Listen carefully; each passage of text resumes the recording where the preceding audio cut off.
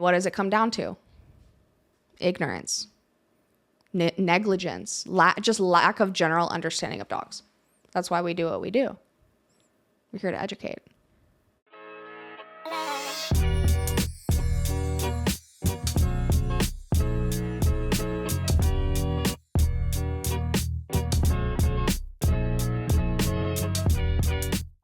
Welcome to the Canine Academy, the largest canine classroom in the world.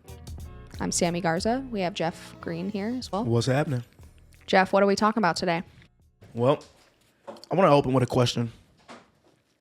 What would you do?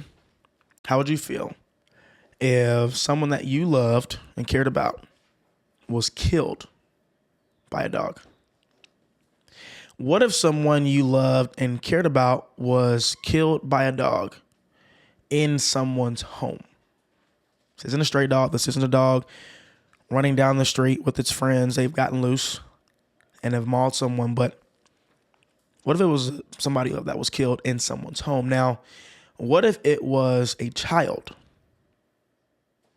If you have children, your child that was killed in the home of someone that you trust by their dogs.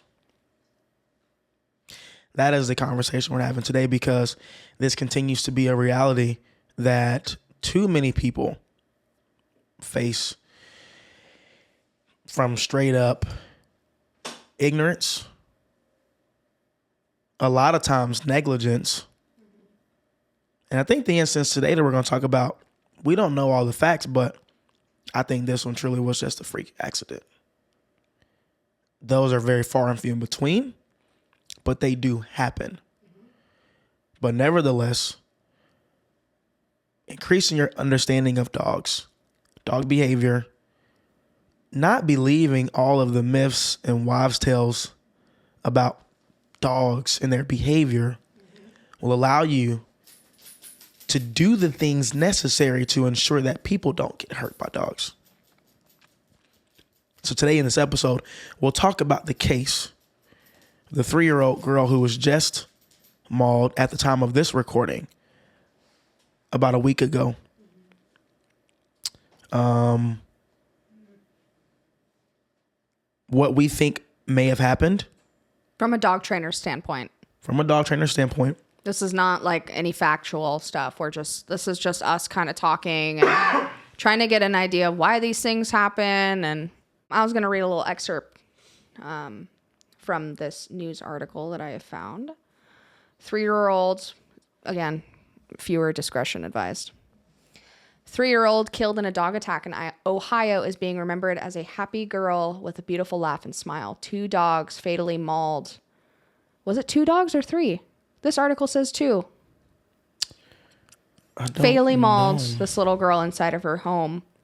The 3-year-old girl was dropped off by her mom to her dad's house for the first time. This first time going into her dad's home with his dogs.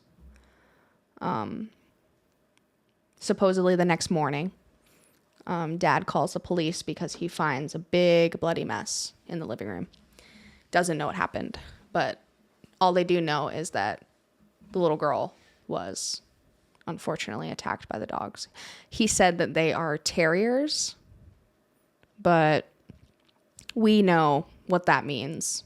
Typically, we're looking at probably a bully, pit bull terrier, some type of XL bully, maybe a Cane Corso type dog. Because they claim that the dogs are over 100 pounds. Mm-hmm. So we're just kind of putting the math together. And again, this is more of like us kind of educating on basic safety, not trusting a child under 5 around very large breed dogs, despite what the internet says about how they're nanny dogs, how they're really great with children. Maybe the one dog that you had in your life that was a bully terrier type dog, maybe that one dog was really good with your kids. But again, not every dog is the same. We were just talking about this on another episode. But yeah, very tragic. It's not the first time we hear stories like this. I probably see them maybe once or twice a month. of maybe a kid not just getting fatally mauled, but maybe a kid getting bit in the face. We get stories all the time of our clients, some of our clients' family members, where their dog has bitten a child. And what does it come down to? Ignorance, negligence, just lack of general understanding of dogs. That's why we do what we do. We're here to educate so we can avoid these issues in some way, shape, or form. We can help someone. Oh, we're going to have a giant party at the house. Bring all the kids. We're going to let the dogs out too. No. If you're going to have kids over, let's just go put the dogs away. Coming from a dog trainer, put the dogs away. They don't need that stress. The kids don't need that stress. You got something on your mind, Jeff? A lot. I'm just letting you talk for now. I'm talking to them. I've got plenty. I'm reading this article. Some things in here just really bother me, but I'll touch on them in a moment. Touch on one of them. What is one thing that bothers you the most about the story? I just want to set the scene. I really want people to understand why we're talking about this. Why this is, it's huge because a 3-year-old is dead. And if you have a heart, this should really touch you, especially if you own dogs.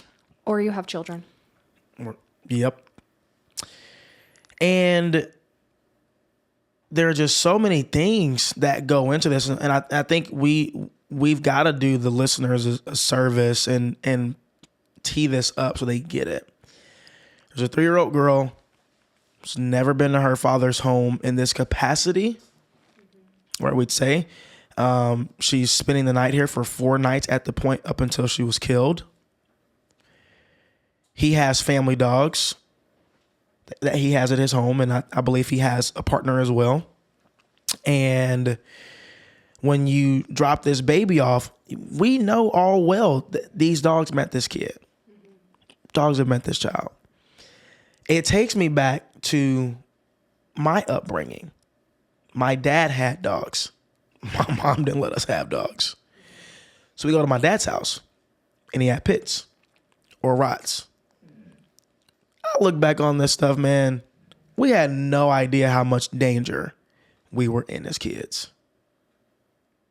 As I look back on this now, I'm glad all of us are here today. Because my dad didn't do a intro period. He didn't know how to integrate his kids with these dogs. Because he and my mom were together when they had dogs, and so he sat dogs be with us as like they came into the home and they knew us. But as we started to get older and we started going back to visit him, these were brand new dogs that he had that were not around children until us. So who knows what could have happened? You were one of the lucky ones. Exactly. And this is what this reminds me of. I will never forget. I was at this time like 15 or 16 years old though. And my dad had just moved from Ohio to Georgia. He had his 2 pits, and I'd known these dogs already, but he left, and we the kids are at home alone with the dogs. He says, "Y'all are the safest kids in the world with these dogs."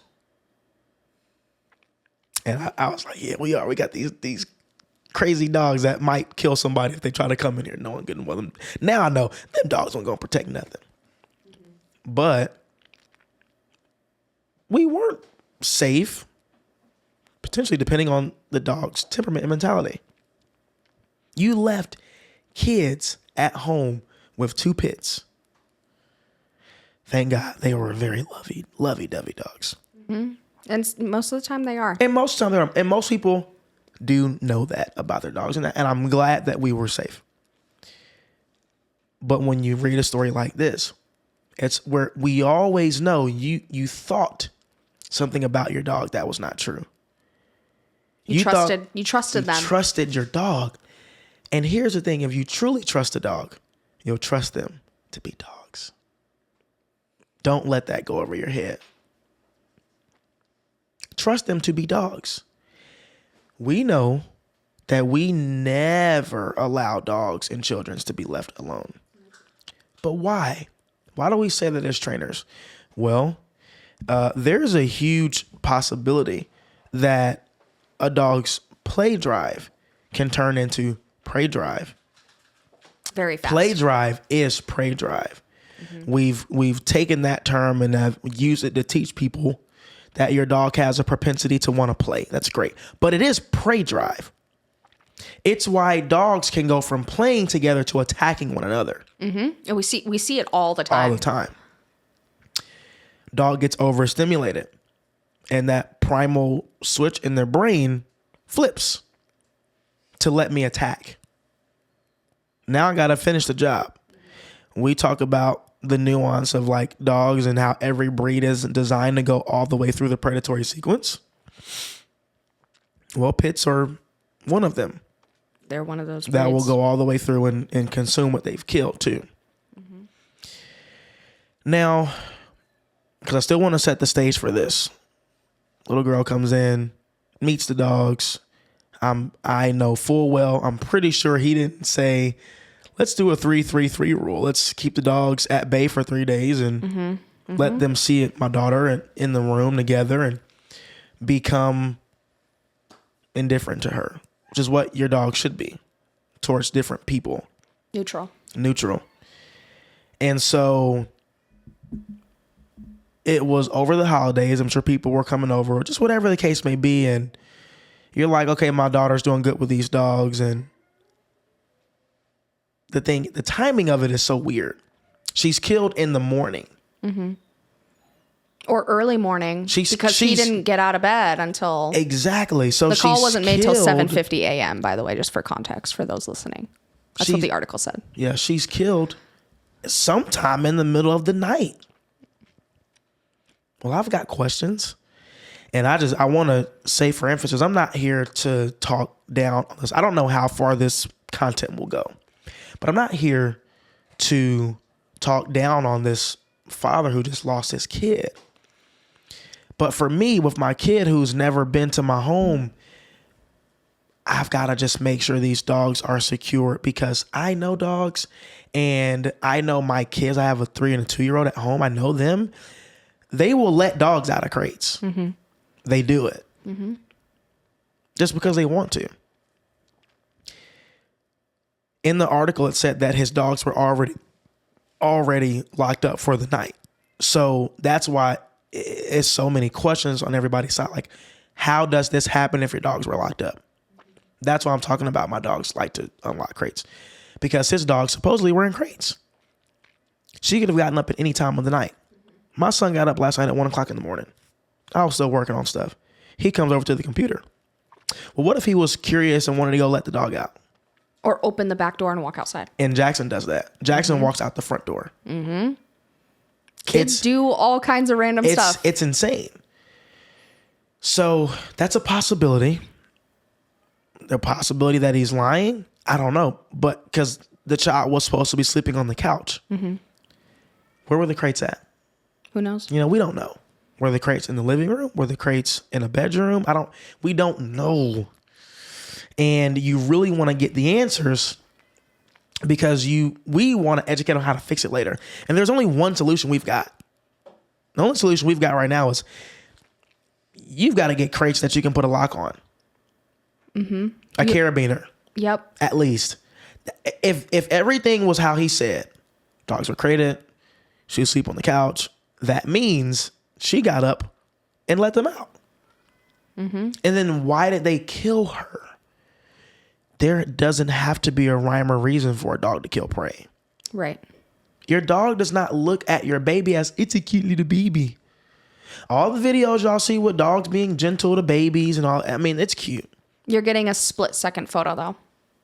You're getting a split-second picture of that dog with that baby, but they're not showing the dog being uncomfortable before. I promise you, the dogs at his house were being that same way with her. They were letting her grab on the ears, and she's on the dog's back. Well, a dog that is his. That we don't know if it's a dog that's involved in the attack, but in the article, she's on one of the dog's backs.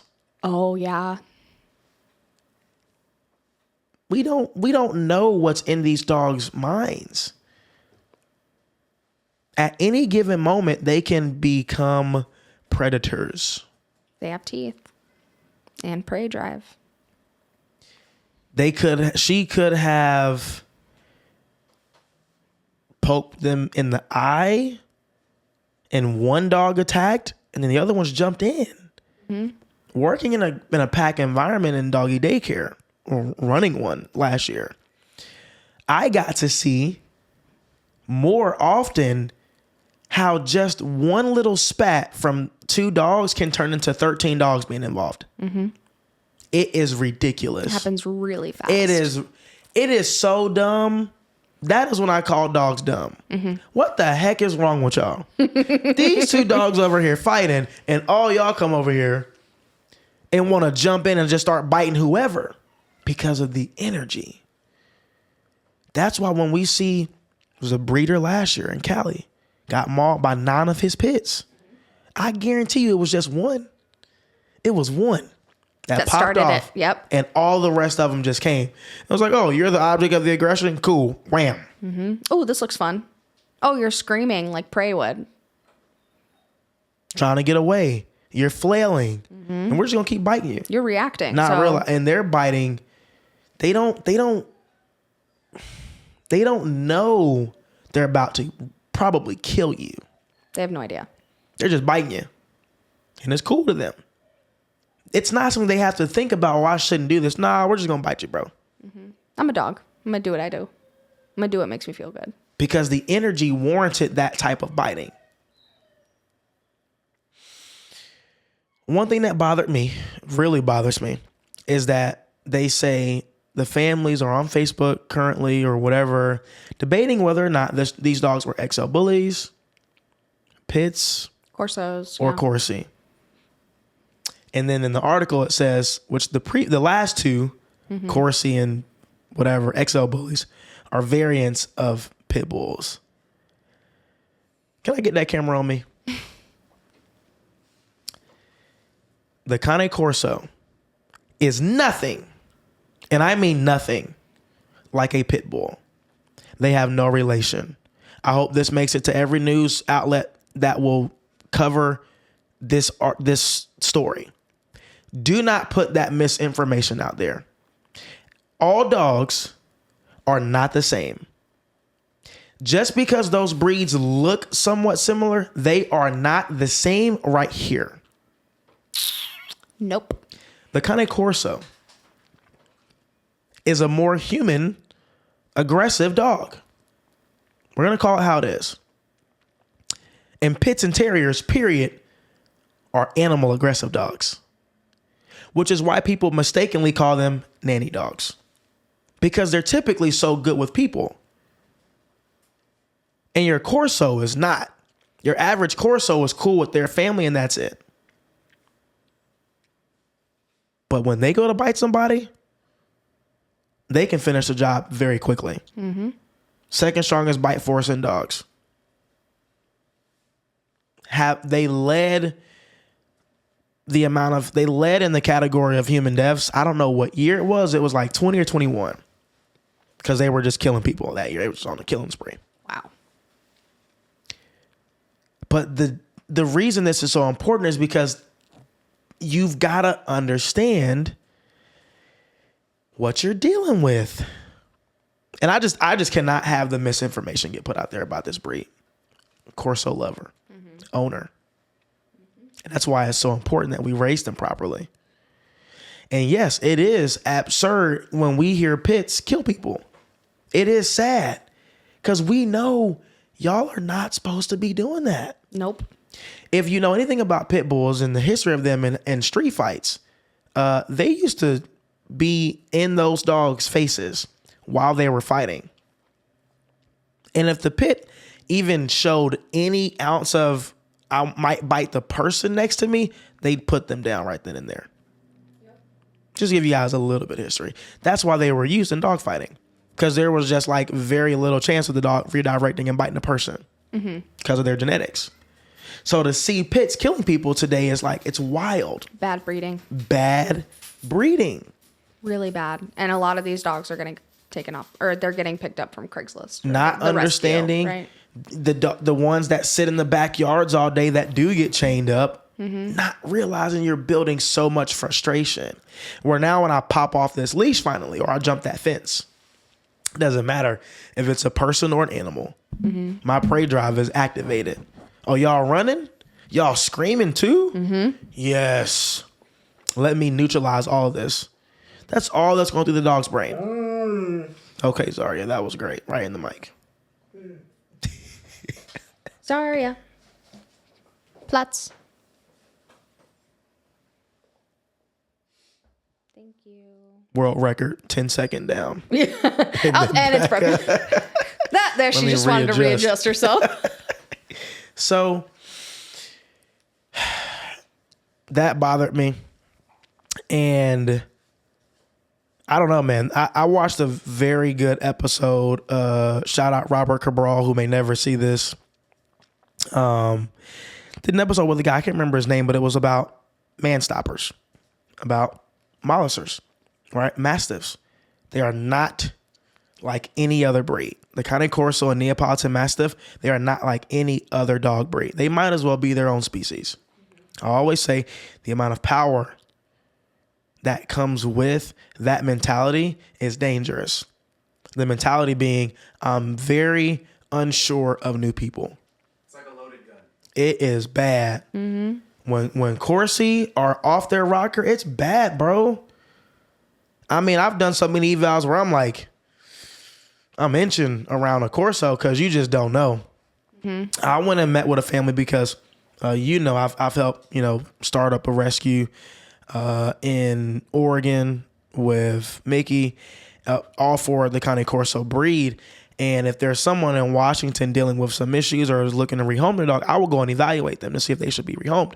And so I went down to Auburn, Kent area, and I'm meeting with this female who's pretty good, just like reactive to dogs a little bit, and just pulls like crazy on the leash, but was a pretty good dog. And they had a male in there, and they were like, dude, like, we hate it, but he's getting put down tomorrow. He literally can't be around people. He will bite anything with no warning. That is what you get when you let that breed raise themselves. When left to their own devices to just grow, that's what a Corso is. Crazy. They will bite. They will bite people with no problem. Yep. 100+ pounds. Second strongest bite force. Why? Because they were bred to. I can't verify, but we have learned bred to fight in wars. I've heard people say they weren't. That's why I say I can't verify. We could pull out the old encyclopedia. I've looked it up, and most sources say they were bred to fight in Roman wars, and they came from Italy. And once there was no use for that, they were used as farm dogs. So they can do that kind of guardian work. But yeah, they were bred to see a person and be like, step over that line if you want to. If you want to. I dare you. That's what they were bred for. That I double dog dare you to come across that line and jump that fence. Neos are even worse. Neos are bite first, ask questions later. Bite you in the butt. So what are you doing over here, sir? You couldn't have asked me that first. Like, no, they are ready to get you. So that's my tangent. I mean, this thing is really sad. I've got kids. If you know me, if you've listened to any of our content before, I've talked about Leo and him having to be put down, later last year because I could not trust him with other people. I went to Leavenworth for a few days, and Izzy came over and watched Zara and Leo. I know Zara, and I'm going to stand on this 100%. I know Zara would never hurt a fly. But what if Leo did something stupid and Zara just decided to jump in while Izzy was there watching them? You don't know. Izzy's 120 pounds soaking wet. And she'll hear this at some point, and she'll be like, you know what? Was I in danger? Was I in danger? But she did tell me that Leo got a little testy when she was there. And he loves her. I mean, he melts in her lap. I've got pictures of him they weigh the same, and he's on her. On her chest, on the couch at Boneyard. So she felt comfortable, and I felt comfortable. And I'm glad it worked out great, but Then we tried to rehome him and he bit the person he was with. So just what if? You know, it's just like, what if? Oof. Yeah, and we've seen so much that it's like we don't even play the what if game with these dogs. Exactly. And that is why you've been bit once. I've been bit once by a client dog. Mm-hmm. You know, there's reasons why we don't have that many bites on us because we don't play the what if game. We don't play stupid games, win stupid prizes. Mm-hmm. Mm-hmm. When someone watches my dogs, I'm like, look, this one's trained, that one's somewhat trained at that time. Like, don't think you have to keep them out all day. Put them up, take them out. Potty. I got a backyard with a fence. Let them run outside. Go out there and throw the ball with them, like whatever, and put them back up. Mm-hmm. Don't let him get access to this, or this, and then you'll be fine. Mm-hmm. And the thing is, like, you do need to be really sure that these dogs have a relationship with this person you're going to have coming over or watching them or visiting or whatever the case is. Like, we now have worked with people who, like, their relationships are on the line because of dogs. It's sad. I don't want to go too much off on a tangent, but like, please understand that your dog like needs to be socialized so much with new people when they're young, direct and indirect. We're fans of telling people don't let everybody pet your dog, but there comes a point where that needs to be a part of your socializing. Like, we don't want you to build a dog who's like, I've never had someone pet me on top of the head, bite. We don't want you to build that. But we also don't want you to build a dog who's like on crack because a person's coming near them. Right. So there's a line that we walk on that concept. Right. It's a thin line, but Mozzie, you've seen it in real time. Please pet him. Here, give him this piece of food. Because this dude is stranger danger like nobody's business. Right. I don't need him to be. I don't need him to be 1:30. We're walking downtown Seattle, and he's growling at people. Close quarters, too. Or his brother, Dutchie's over here like, hello. Or you're in, your apartment, or you're just taking the dogs for a walk. Turn the corner because you see a person you wasn't expecting. It's embarrassing. Oh, talk about embarrassing. It's embarrassing and makes you feel like crap. It does. So that's why we connect so much with our reactive dog owners, is like, we understand. Because we've experienced it. We've been through it. And we've been through it with the dogs that actually want to bite us. Mm-hmm. And maybe your dog is just a little bit reactive. Maybe they've never redirected on you. But we don't play that what if game. Oh, that's how Kyra redirected on me the other morning? Yesterday? I think so, yeah. And then you had a conversation with him about that. We were working on his reactivity to cars, and I was setting the camera up and stuff, and I pulled his back legs, and he whipped around so quick, tried to bite me like, don't touch me. I'm reacting right now. Get off me. I was like, listen, I'd rather deal with this at 19 weeks old. When he's like 15 pounds. Than 19 months old. Because my boy's going to be a beast. I'm excited. He's got his adult teeth. I'm excited about it. He's going to be a monster. So, to reel us back in, go ahead. For anyone listening, what are some signs that a dog is uncomfortable or wants to get out of a situation? How do you read that? I'm going to go ahead and say that's a great question, number one. And y'all need to just go look at some diagrams and pictures of what this body language looks like. There aren't great video resources out there. There are creators in the dog world that actually make great videos. I always endorse this girl. Her account is 5x5 K9, 5x5 spelled all the way out. And all she does is break down body language for dogs and talks about displacement behaviors and all these things and what you can do to just understand and learn. So it's like TikTok videos. She's more on TikTok than IG, so follow her on TikTok. She has hundreds of thousands of followers. But some quick ones. And Whale eye. Whale eye's the biggest. That's the biggest one that I don't care what situation you're in. That is really not contextual. That behavior right there typically always says, I am uncomfortable. Mm-hmm. And what whale eye is what we look at as a side eye. There's a picture of a little wiener dog that became a meme where it was like the... Mm-hmm. Okay, that is whale eye. Please make sure when you go back there, you find that. That is a class. It's like, it's a comical thing and it's like humanized. But if a dog turns and postures away from you and shows you the whites of their eyes. Mm-hmm. Or they're looking at you and you can see all around their eye, the white. Yep. Like their eyes are kind of popping out. Like that is the sign to me. Oh, Back up. You want to bite me. Back up. That is always a precursor to a bite. Mm-hmm. Always. Lip licking. That works too, I think. Lip licking. Lick lipping.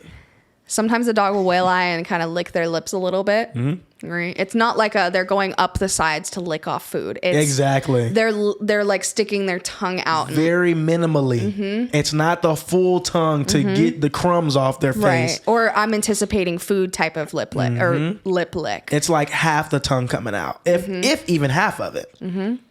Or tongue flicking, which is also different, which is so nuanced. And another sign too is the submissive kind of like down, or they kind of like lean away, or they roll on their back and they get really submissive because they're kind of like, hey, I'm not a threat.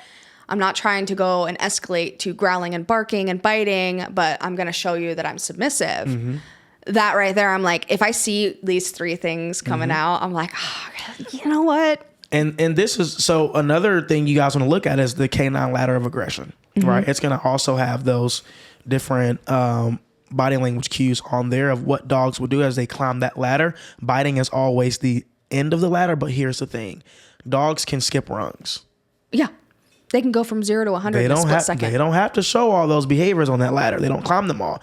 But at the same time, typically at one point or another, they showed all the signs, which is, they're funny that way.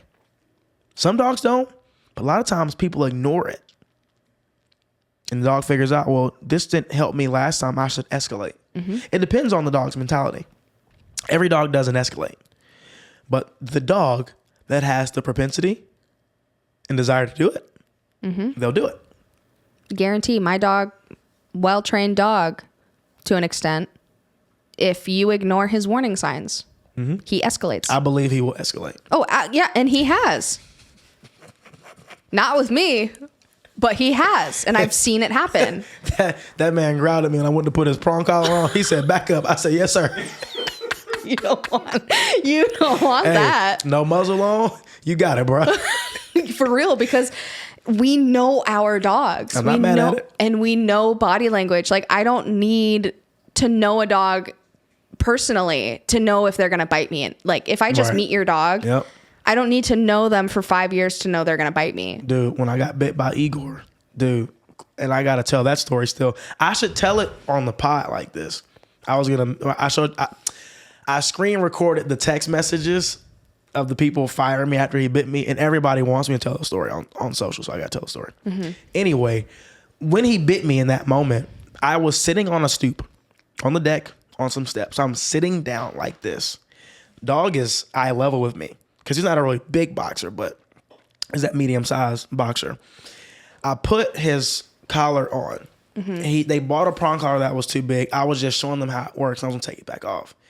So I'm taking it off. And when I'm taking it off, because I have him like this, I'm taking it off. He goes,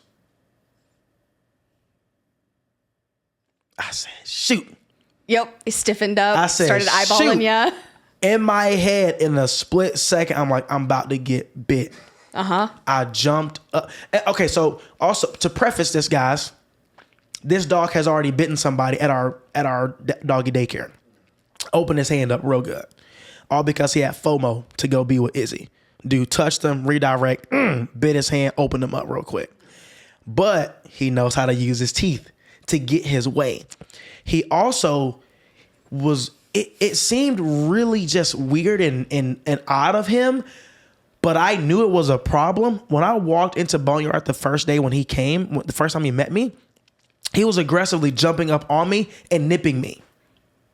There it is. He didn't bite me. But he's already practicing and mouthing. I was like, what's wrong with you? He did it when I started working with them at the house. You already know me, bro. You know me for like a month or two at this time. And he sees me and does that behavior. And I'm like, get off me. So I'm like, okay, this is the thing we're going to have to just work through, but it's not terrible. Well, no. Again, third lesson in. Take it off. He's like, I mean, dude looked crazy. And when you know this behavior, you can catch it. And for anybody else, they would have got bit in the face. Yeah. Oh, it came out of nowhere. And that's came out of nowhere. That's what's crazy. Like anybody else would have got bit in the face. I jumped up real quick. I stood up. Yeah, because you're like, that's my moneymaker right here. Sure enough, he came at me. Barking, snapping, barking, snapping, barking, snapping. He was inching closer. I was like, I know him. He doesn't stop. And I can't run. No. Dude, what? I can't run. So my only option, put my hands like in the camera, my only option that I thought I had at the time was to kind of act like I'm going to poke him on his side, down low, and go and grab the leash. Because he did have a slip lead on. Right. You were trying to get the leash, yeah. And when I didn't time my touch right, and it's hard to in that moment, I just had to go for it. If I could do it in a perfect world, and I'm like Flash or something, like I would wait until he's trying to snap and then go real quick. But no, I went and he had time to use his reflexes. He turned his head, bit me on the hand, and I just grabbed the leash. I'm so glad I was able to just scoop it up in my hand. If I would have missed it, oh my God. I don't know, bro. Like, I was just like, thank God you have a slip lead on. He didn't hold my hand either. He didn't bite and hold. Thank God. So he just bit me like for like a second, grabbed his leash straight up, walked him in the house, put him in a crate. He didn't want to go in. I threw him in the crate, closed the door, non-emotional, came back out, washed my hand, and the owners freaked out. And then I was like, look, this is part of it. This is who he is. I'm still here to work. This is why we have contracts. What y'all want to do? And we sat down and talked about that for like 30 minutes. While your hand is throbbing, I'm sure. It didn't hurt that bad yet. You know, it doesn't hurt till later. So next day, oh God, my hand was sore for a week. I was so mad. Then we went to Leavenworth, and they texted me while we're in Leavenworth, and fired me. Yeah, we don't want to work with you anymore. Your methods are bad for him. What methods? You didn't even use anything yet. I said, play with your dog. We taught him how to walk on a slip lead with treats. Give him structure. We did a lot of place command, like with distance in the yard, everything. He was doing really good. He was doing good. He was doing good. I'm mad because he was doing so good. And every time he pushed back, they just gave in. Yep. They were letting him get back on the bed. I'm like, why are you letting the dog that's resource guarding your bed get on your bed? So they wanted to give him a force-free life when he had already now bitten 2 people. I wonder where he's at now. They still have him. I wonder how many people he's bitten. I don't know. Since I stopped working at Boneyard, I was seeing him because he lived in the neighborhood. I would see them walking. So, but he was walking on a gentle leader, and the treat pouch is always there. Like, I was sad, bro. I was like, man, I don't even care. Y'all not getting a refund. They asked for a partial. First of all, and I'm going way off topic. Let me say this. Let me go back for 1 second. And since we're bringing the conversation about the little girl to an end, trust a dog to be a dog. Number 1, take precautions and make sure your dogs can't get to people unattended. Never leave them unattended. Make sure everybody's safe. My heart goes out to that mother who had to get that phone call the next day. I have watched in my time as a fireman, I have watched parents lose kids. The scream that comes from that moment is a scream that will live with you, with me for the rest of my life. And so I can only imagine her falling out probably when she heard that, or just being in complete disbelief. Mm-hmm. My heart goes out to her and the dad that had to witness that when he woke up. I could not imagine. Awful. So, to go back to Igor, just very briefly. Yeah, they asked for a partial refund. I gave them 8 in-home lessons because they didn't want to do a board and train. Mm-hmm. You know, I don't typically work with these dogs. And that was my last case of when I was like, never again. Mm-hmm. But typically a dog that has a bite does a board and train regardless. Because the owners will typically never do what's necessary to fix that issue. And then the dog is typically triggered by what's at home. So it's just like, no, it's just not going to work. So 8 lessons when I 8 lessons, and I charged them for my 5 package. So you already gave them a discount. I gave them extra lessons. Wow. I gave them 8 for the price of 5. And they said, well, we only did 3, so we want $964 for the remaining 5 we didn't do. Screenshot of my contract. That's on IG. I was like, y'all are crazy. Y'all are wild.